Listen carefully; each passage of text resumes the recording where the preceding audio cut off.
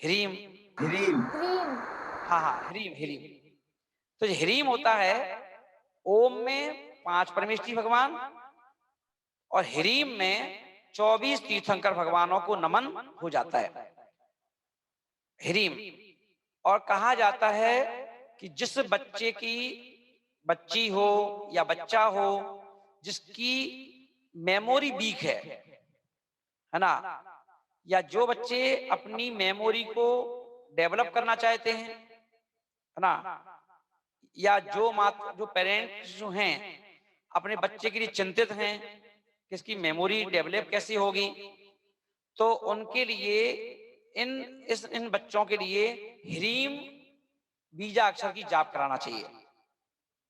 और इनके कमरे में एक जहां ये स्टडी करते हैं वहां पर एक बड़े कागज पर ह्रीम लिख करके कलरफुल रेड कलर में ह्रीम शब्द को लिख करके टांग देना चाहिए, जिससे बच्चे जब भी स्टडी करें तो स्टडी करने के पहले यदि वो 1 मिनट रोज उस ह्रीम को देखें और उसी ह्रीम को देख देख करके बोलते भी जाए मन में ह्रीम ह्रीम ह्रीम ह्रीम ह्रीम, तो अपन देखेंगे ना इससे मेमोरी डेवलप होती है। और ना, और यदि कोई व्यक्ति 1 लाख बार इस मंत्र की जाप कर लेता है उसकी बुद्धि बहुत बढ़ जाती है। सिर्फ ह्रीम ह्रीम ह्रीम ऐसा शास्त्रों में लेख है। तो ये वो बीजाक्षर है जो 24 भगवानों को स्मरण करने के लिए, अगर मान लो अलग अलग बोलेंगे हम, आदिनाथ भगवान की जय, अजितनाथ भगवान की जय, संभवनाथ भगवान की जय, अलग अलग बोलना पड़ेगा। और अगर आपने मान लो ह्रीम बोल दिया, ह्रीम ह्रीम ह्रीम ह्रीम ह्रीम, तो 24 भगवानों को नमन हो जाता है। तो इस प्रकार से ये वो बीजाक्षर है जो हमें 24 भगवानों की याद दिला देता है और उनका हमें स्मरण करा देता है ना। समझ में आ गया? समझ में आ रहा है सब बच्चों को? है ना? हाँ। तो ये 24 तीर्थंकर भगवान हो गए। तो अब आज कितनी चीजें समझ में आई अपन को? 24 भगवानों के कलर, 5 परमेष्ठियों की डेफिनेशन, और तीसरी हमारा धर्म ध्वजा 5 कलर का है। तो वो 5 कलर कौन कौन से परमेष्ठी के कौन कौन से कलर हैं, है ना, ये बात अपन देखा है। तो ये इस प्रकार से आज 3 टॉपिक लिए अपन ने, है ना।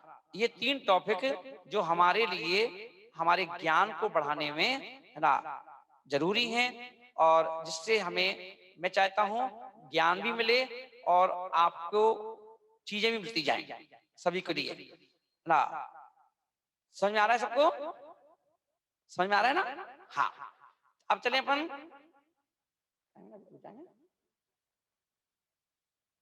हाँ, क्योंकि अपन देखें उपासना जी के दीदी दीदी हमसे बोली, महाराज जी उपासना जी पूछ रही हैं कि क्या पढ़ाएंगे महाराज जी। तो मैंने कहा कि उपासना से कहना कि मैं सबको क्रीम क्लास पढ़ाऊंगा, क्रीम। तो सब लोग बोले कि दीदी बोली क्रीम क्लास का मतलब क्या है?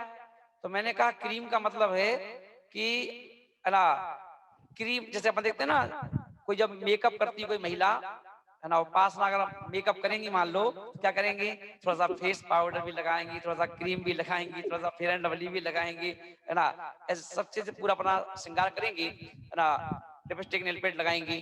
तो उसका नाम क्रीम क्लास है, जिसमें एक क्लास में जैसे अपन ने आज 3 टॉपिक लिए, 5 परमेष्ठियों का, तीर्थंकरों के कलर का, है ना, और ध्वजा का।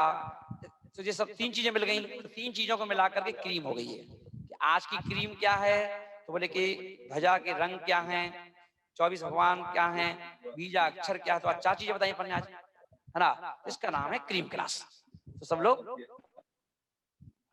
अब अगला अपन टॉपिक है, अगला टॉपिक ये है कि जो बच्चे हैं अपन देखें कि जीवन में सबसे कीमती चीज क्या है। अभी प्रश्न भी पूछेंगे अपन इसका, है ना, कि दुनिया में, है ना, सारे वर्ल्ड में सबसे कीमती चीज क्या है जो हमारे पास होना चाहिए, जिसके नहीं होने पर, है ना, हम परेशान हो जाते हैं, जिसके होने पर हम बहुत खुश हो जाते हैं, हैप्पी हो जाते हैं, है ना। तो हैप्पी होने के लिए, जीवन में खुशहाली के लिए, परिवार में सुख शांति के लिए, समृद्धि के लिए सबसे कीमती चीज क्या है? तो वो सबसे कीमती चीज क्या है? प्यार। नहीं। सबसे कीमती माँ चीज, और है ना, माँ है। और पापा। बोलो। चलो अभी स्वास्थ्य। अभी मैं बता देता हूँ। माता पिता। तो जब आप अभी प्रश्न पूछेंगे ना, तो फिर आप उससे पूछेंगे अपन, ठीक है ना। अभी पहले ऐसे सुन लो तो अपन। तो सबसे कीमती चीज है पुण्य। सबसे कीमती चीज क्या है? पुण्य है, पुण्य।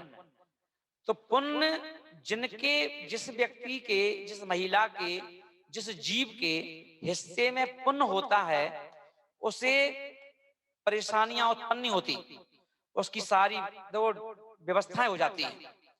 तो डॉगी, डॉगी, है ना, एक डॉगी वो है जो गलियों में घूमता है, भौंकता है, लोग यहाँ से भगाते हैं, वहां से भगाते हैं।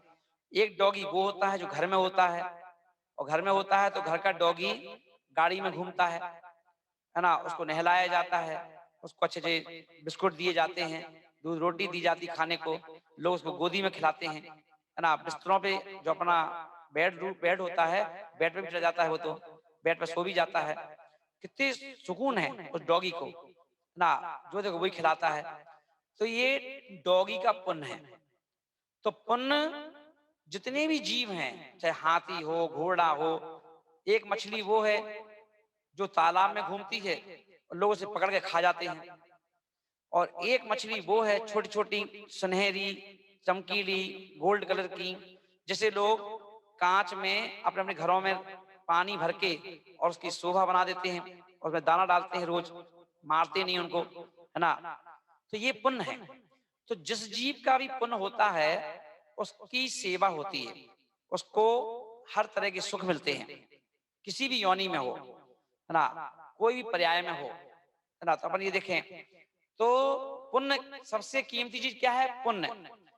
अब वो मनुष्य के यहाँ भी अगर कोई बच्चा है, तो अपन कहते हैं ना, ये बच्चा बड़ा टैलेंटेड है, ये बच्चा बड़ा होशियार है, ये इस बच्चे को एक ही बार में याद हो जाता है, इसकी मेमोरी बड़ी शार्प है, वैसा बोलते हैं।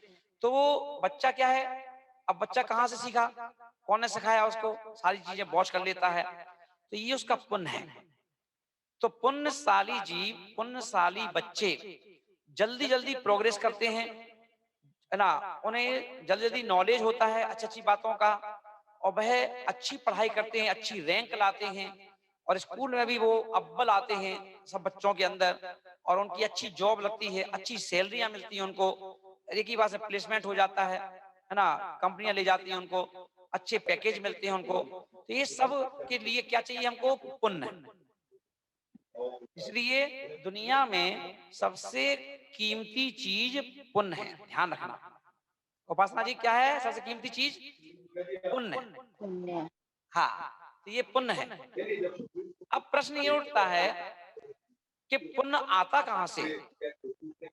ये पुण्य अच्छे मिलता कहाँ है? ये पुण्य कहाँ मिलेगा? किसकी दुकान में मिलेगा? कौन से मॉल में मिलेगा? तो ये पुण्य जो है किसी मॉल में नहीं मिलता, किसी दुकान में नहीं मिलता, है ना। तो पुण्य अगर कम होता है, तो हम बीमार भी तभी होते हैं जब हमारा पुण्य कम होता है ना। ये भी ध्यान रखना। बीमारी आना, किसी प्रकार की दुकान में, फैक्ट्री में हेडेक आना, टेंशन आना, है ना, व्यापार में कोई समस्या उत्पन्न होना, ये सब पुण्य की कमी से होता है। अभी कोरोना है, तो कोरोना पर देखें कि कोरोना उस परिवार पर कहर टूट पड़ता है जिसका पुण्य कम हो जाता है। तो पुण्य के कम होने पर बीमारियां, रिश्तेदार, घर का कोई फैमिली मेंबर्स हम पर हावी होने लगता है। चाहे वो बहू हो सकती है, सास हो सकती है, ससुर हो सकता है, देवर हो सकता है, देवरानी हो सकती है, जेठानी हो सकती है। वो इतना उत्पाद मचा देती है कि हेड हो जाती है। अरे यार, क्या फंस गए, किस घर में फंस गए, कैसा है, क्या हो गया, लोगों को कैसे समझती नहीं है बात को हमारी, है ना। ये सब पुण्य की कमी से है। सारे के सारे ये जो झंझट खड़ी होती हैं, हमारे परिवार में हो, चाहे दुकान में हो, चाहे मकान में हो, चाहे कहीं भी हो, है ना, चाहे हम लोग हों, हमारे पास भी, है ना, कोई भी झंझट यदि उत्पन्न होगी, वो पुण्य की कमी से होती है। और जब पुण्य होता है तो पुण्य में हमारी गलती भी कोई गलती नहीं मानता, गलती को भी गलती नहीं मानता है जब पुण्य होता है। और यदि जब पुण्य हमारा नहीं होता है तो हमारे अच्छे कामों पर भी दोष लगाया जाएगा। अरे क्या का काम, अब कई बार देखते हैं ना अपन, किसी के लिए अपन कितना अच्छा करो तो सामने वाला कहता है हाँ क्या किया, उसमें क्या है, कुछ नहीं बात है ना। तो हम कहते हैं ना, बताओ हम इतना कर करके मरे जा रहे हैं सबके लिए, और फिर भी लोग हमारा जश्न नहीं मानते हैं, हमारा उपकार नहीं मानते हैं, है ना। तो ये सब पुण्य की कमी से होता है। तो अपन देखें तो इसलिए हमारे जीवन में तिजोरी में पैसा भरा होना चाहिए, तो एक तिजोरी में पुण्य भरा होना चाहिए। क्योंकि पुण्य यदि तिजोरी में भरा होगा तो तभी हम भरी हुई तिजोरी का उपयोग कर पाएंगे। तो कई लोग ऐसे भी हैं, कई परिवार ऐसे भी हैं जिनके पास तिजोरी में तो बहुत धन है, सब कुछ है, पर पुण्य नहीं है उनका उपयोग करने का। तो वो व्यक्ति जिसके पास पैसा है, तिजोरी भरी हुई है, वो अपने पैसे का उपयोग नहीं कर पाता है, और उसके पैसे का उपयोग दूसरा करता है ना। दूसरा ऐश कर रहा है, दूसरा खा रहा है, पी रहा है, वो बेचारा मुंह देख रहा है, शुगर हो गई उसको, बीमारी हो गई ना, घर में पार्टी चल रही है, सब लोग लस्सी पी रहे हैं, गन्ने का जूस पी रहे हैं, आइसक्रीम खा रहे हैं, है ना, और वो व्यक्ति वहीं सबके बीच में खड़ा होकर के सिर्फ देख रहा है। और किसी ने उससे कह दिया तुम ले लो, अरे नहीं नहीं नहीं मुझे शुगर है, शुगर है, मैं नहीं खा सकता, मैं नहीं खा सकता। सोचो, खुद खिला रहा है दूसरे को पर खा नहीं पा रहा है, क्योंकि पुण्य नहीं है। तो इसलिए सबसे कीमती चीज पुण्य होती है। पुण्य के होने पर बच्चे भी हमारी बातें मानते हैं, है ना, हम एक दूसरे की बात को सम्मान करते हैं, एक दूसरे को समझते हैं, समझाने का प्रयास कर लेते हैं, लड़ाई नहीं होती, झगड़े नहीं होते, है ना। तो और जहां पुण्य कम हो जाता है वहां पर ये सारी चीजें क्लेश आदि दिखाई देने लगता है। तो इससे पता चल जाता है, किसी को दोष मत दो, किसी को दोष नहीं देना चाहिए कभी भी कि ये ऐसा कर रहा है, बेटा हमारा सुन नहीं रहा, या हमारा पति नहीं सुन रहा है, या पति का हमारी पत्नी नहीं सुन रही है, या वो सास नहीं सुन रही है, ये नंद नहीं सुन रही है। ये सुनेंगे सब तो अपना पुण्य बढ़ाओ। तो पुण्य बढ़ाने के लिए तो अपन देखें तो ये पुण्य मॉल में मिलता नहीं है, किसी दुकान में मिलता नहीं है। तो ये पुण्य मिलता है तीन जगह, तीन दुकान है इसकी बस जहां पुण्य मिलता है। वो तीन दुकानें कौन कौन सी हैं? वो एक तो है मंदिर, एक क्या है? मंदिर, टेम्पल।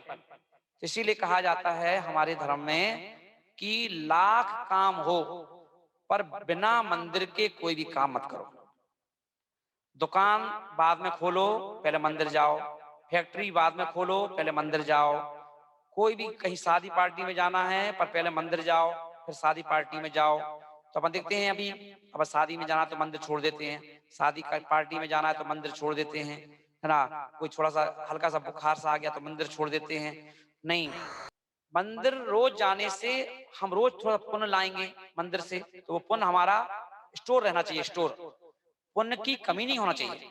अब देख रहे हो आज के समय में हल्की सी भी ऑक्सीजन कम हो रही है तो व्यक्ति पहले 95 से 90 हो जाती है, 90 से फिर 88, 87, 85, 80, और इतनी 80 भी हो गई किसी की ऑक्सीजन तो व्यक्ति घबरा जाता है।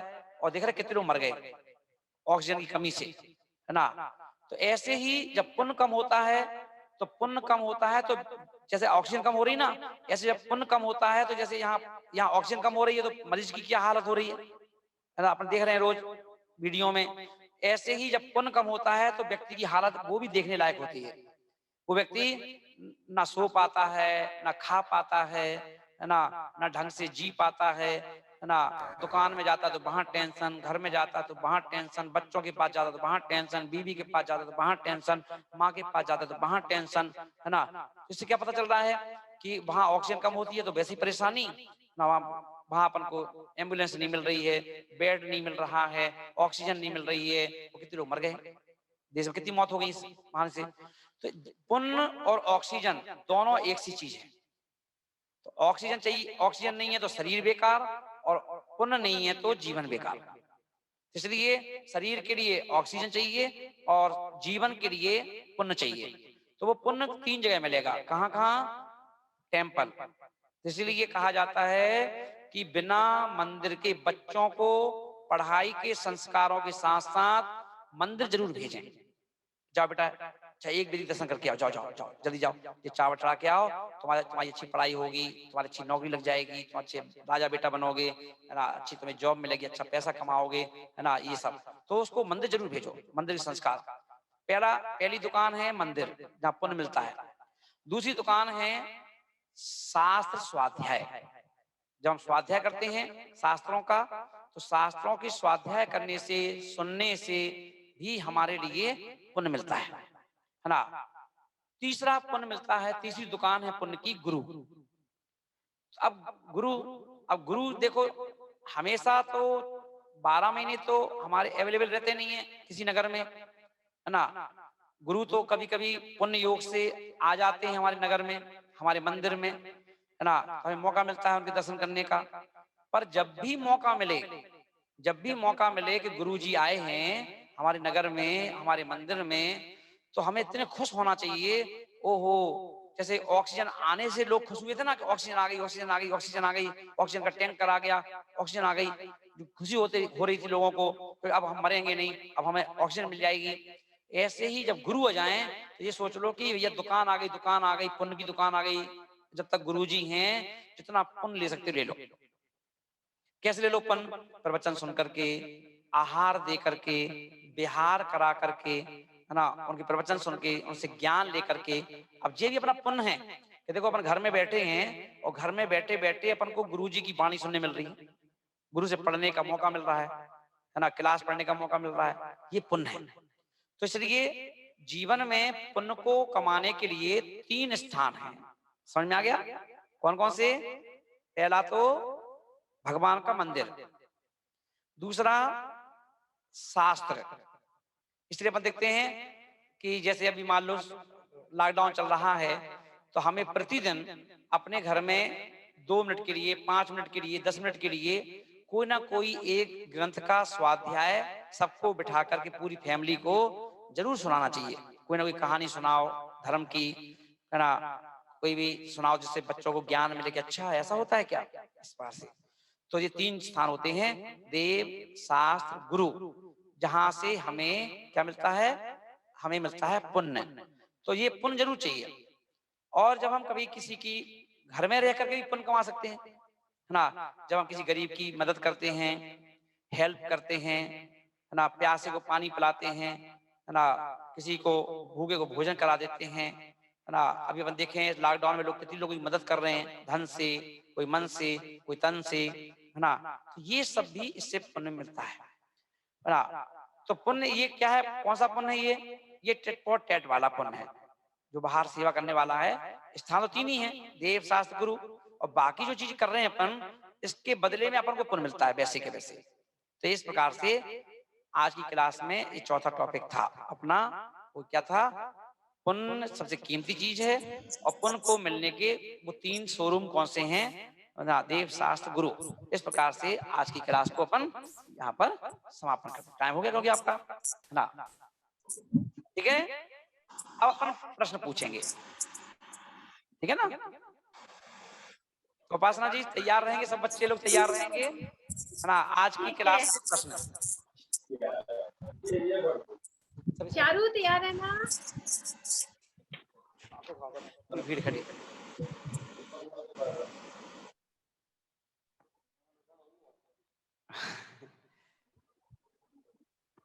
हाँ, अब मैंने सबको स्क्रीन पे ले लिया है, सब लोगों को विवेक भैया ने सबको स्क्रीन पे ला दिया है। अब सब दिखाई दे रहे हैं हमको, है ना। और जब प्रश्न पूछेंगे अपन तो क्या करना है आपको? हाथ उठाना है ऐसे, है ना, हम समझ जाएंगे कि दिया भी। हाँ, तो चलिए पूछें, शुरू करें। हाँ, चलिए। तो आज का पहला प्रश्न ये है कि हमारे धर्म के झंडे में कौन कौन से कलर हैं? पर जिससे पूछेंगे वही बताना है ना। महाराज जी हाँ जी, हाँ बताओ। महाराज जी महाराज जी महाराज जी एक मिनट, महाराज जी अरे सौम्या जी हैं, सौम्या बताओ, सौम्या।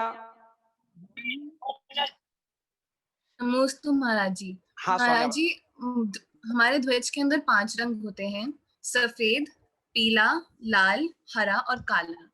हाँ, अब अपन जिससे भी प्रश्न पूछेंगे ना वो अपना पता भी बताना कि आप कहाँ से बोल रहे हो, कहाँ रहते हो, है ना, जिससे हमको भी पता चलेगा। सौम्या कहाँ रहते हैं अपन? हम दिल्ली में मयूर विहार में। मयूर विहार से, बहुत अच्छे। तो मैं ना अब फिर से बता दो एक बार प्रश्न का उत्तर। महाराज जी, हमारे धर्म के ध्वज में 5 रंग होते हैं, सफेद, पीला, लाल, हरा और काला। ठीक। सिद्धों का, अरहंतों का कौन सा होता है? पीला। अरहंतों का? अरहंतों का सफेद। सफेद। और सिद्धों का? लाल। हाँ। आचार्यों का? पीला। हाँ। उपाध्याय का? हरा। नीला। नीला। हरा नहीं किसी का बेटा। और साधुओं का? काला, है ना। 5वें परमेष्ठी का काला है, ब्लैक कलर, है ना। तो ये 5 का, बहुत अच्छे। सौम्या जी का उत्तर सही है। उपासना जी, सौम्या जी का नाम लिख लो। हाँ। दूसरा प्रश्न है कि हमारे दुनिया में, सारे वर्ल्ड में सबसे कीमती चीज क्या है? महाराज जी हाँ, जिससे पूछेंगे बताना है ना। महाराज जी एक मिनट। हाँ। महाराज जी महाराज जी महाराज जी हाँ, इसका ये बीच में, हाँ ये बीच में। महाराज जी पुण्य। वो क्या चीज है? सबसे कीमती चीज। वो महाराज जी सबसे कीमती चीज है। पुण्य, है ना। हाँ, तो ये बताओ अनुष्का, आप कहाँ से बोल रही हो? महाराज जी मैं झारखंड हजारीबाग नवाबगंज। हजारीबाग। अच्छा अच्छा, बहुत अच्छा। आपका नाम क्या है? नाम बताओ बच्चे। हाँ, हजारीबाग आएंगे, आएंगे, जल्दी आएंगे। महाराज जी अनिष्का जैन। तनिष्का जैन। हाँ, ठीक ठीक। उपासना जी तनिष्का जैन, है ना इसका? ठीक है अनुष्का। अनिष्का जैन मेरी बुआ है। हाँ, अब तीसरा प्रश्न है, सब लोग ध्यान सुनेंगे। सभी लोग। हाँ, तीसरा प्रश्न ये है, काले रंग के कौन से भगवान हैं, ब्लैक कलर के? महाराज श्री। हाँ, केवल हाथ उठाइए, हाथ बस। मैं सबको हाथ उठाइए बस। महाराज श्री।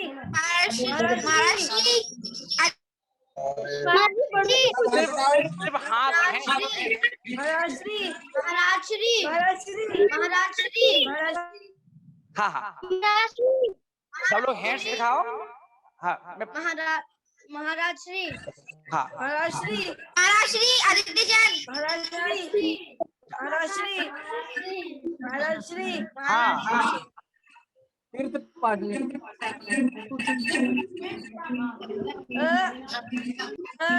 अरे हमको कौन है? अरे तीर्थ पाटनी से पूछा।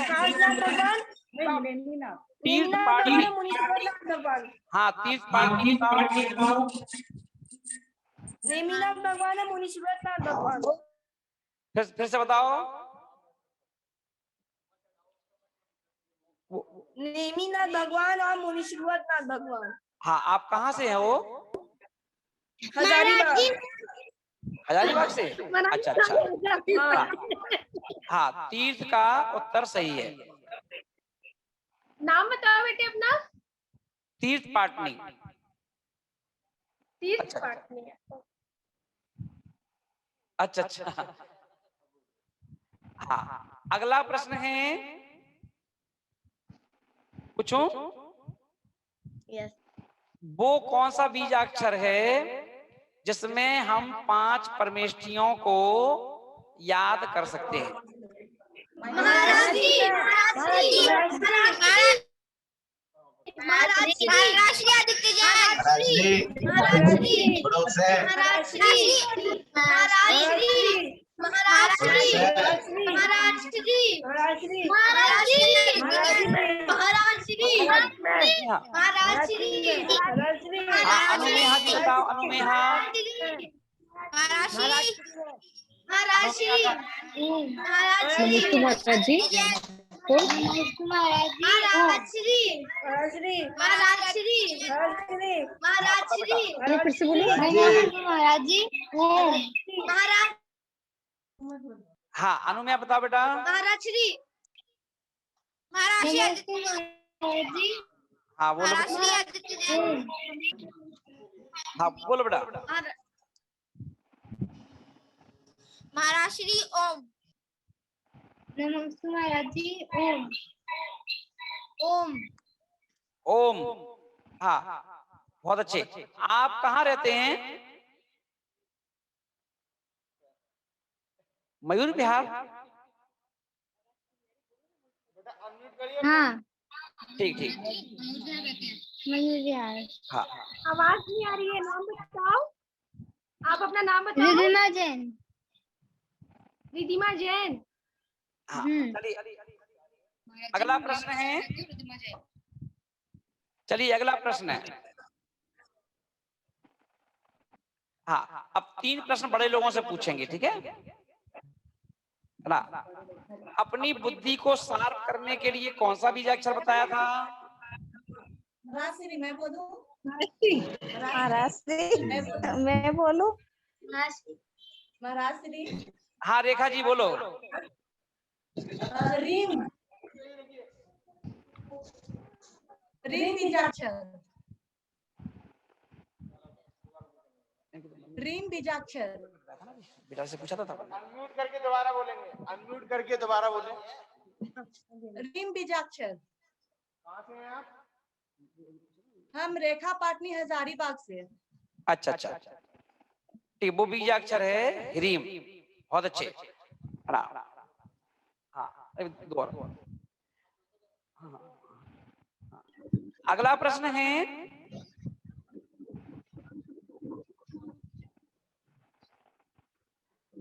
अगला प्रश्न ये है,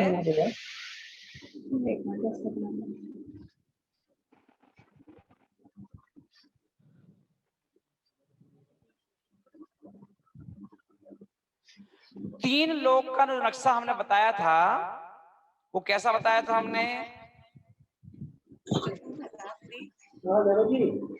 3 लोक का नक्शा। हाँ ये बड़ौत का बेटा कौन है? बड़ौत का, बड़ौत से मनोज का पुत्र। महाराज जी। हाँ त्रिलोक हाँ बताओ। महाराज जी। हाँ बताइए। त्रिलोक। खड़े होकर बताओ, खड़े होकर बताओ। त्रिलोक तीर जैसा।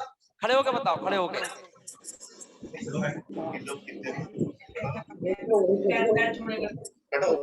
खड़े होकर बताओ, सब लोग देखेंगे ना कि हाँ।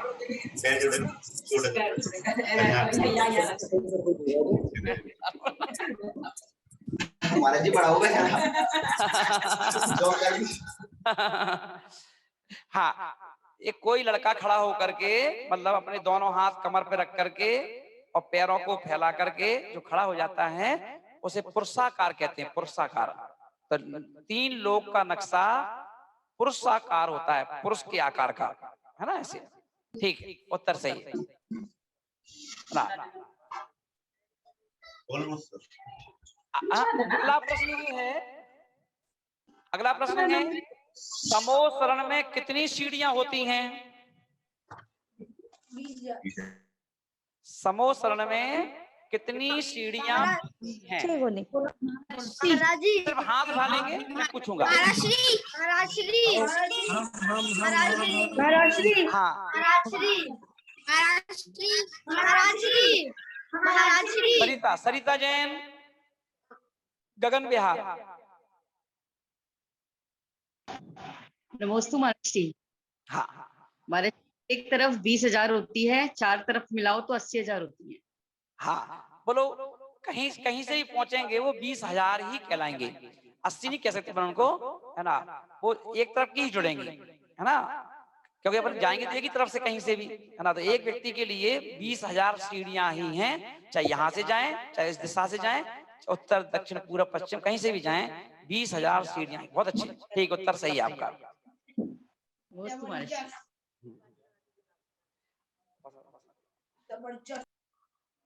हाँ, अगला प्रश्न है,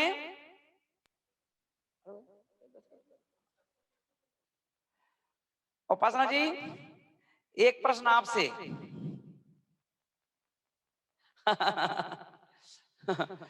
और प्रश्न ये है ना, मेरे को जरा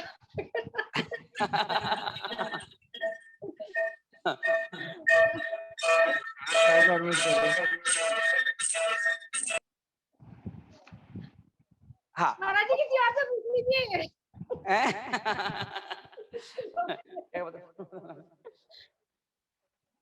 हाँ, समूह शरण में अपन देखेंगे कि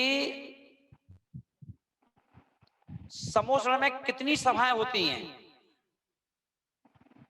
सभाएं, हाँ, बैठने की व्यवस्था होती है ना, बैठने की कितने कोटे बने होते हैं समूह शरण में बैठने के?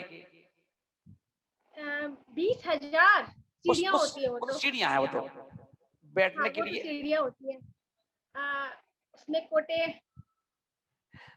बताओ कोई और बताओ। महाराज जी, महाराज जी, महाराज जी, महाराज जी, महाराज जी, महाराज जी,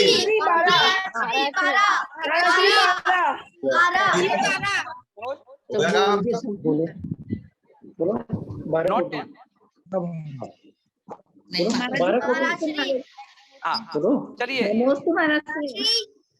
हाँ चलिए आप बताइए ऊपर। हाँ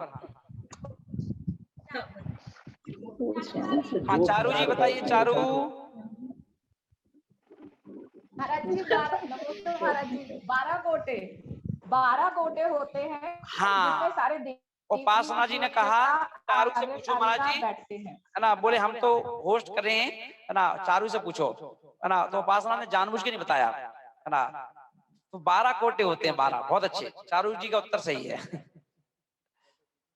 हाँ, चारू जी का हजारीबाग से ना, अच्छा मयूर बिहार से, हाँ अच्छा अच्छा अच्छा, हाँ ठीक।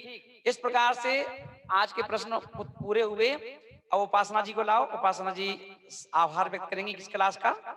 और मैं सबसे पूछूंगा, आज आपको क्लास कैसी लगी सब लोगों को? बहुत अच्छी,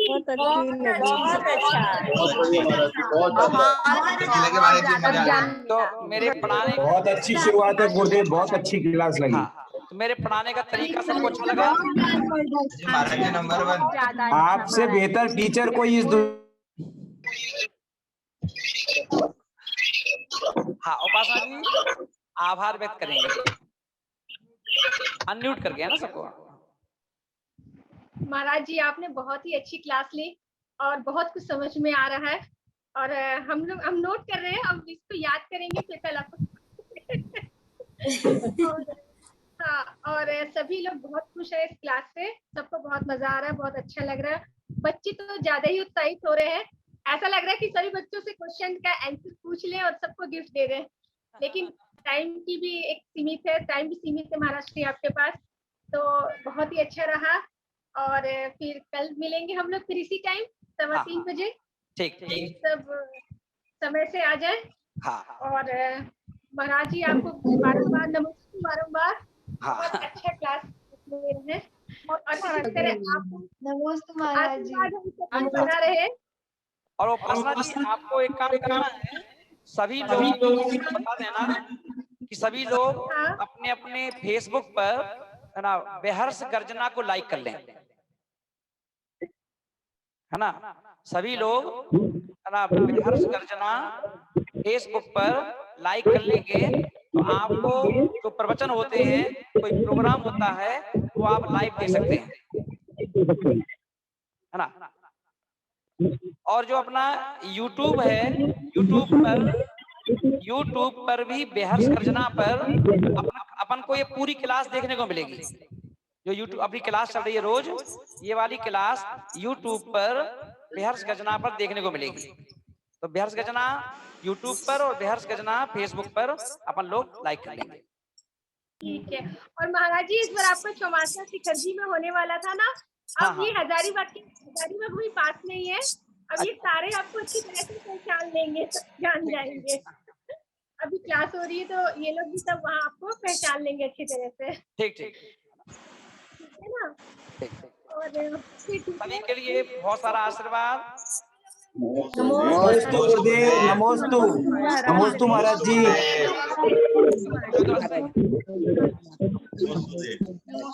सब लोग सभी को नमोस्तु, नमोस्तु महाराज जी। हमारे साथ अरे हमारे साथ। अच्छा अच्छा अच्छा, हल्का सा लो उसमें देखो। हाँ करो सब जय जैन।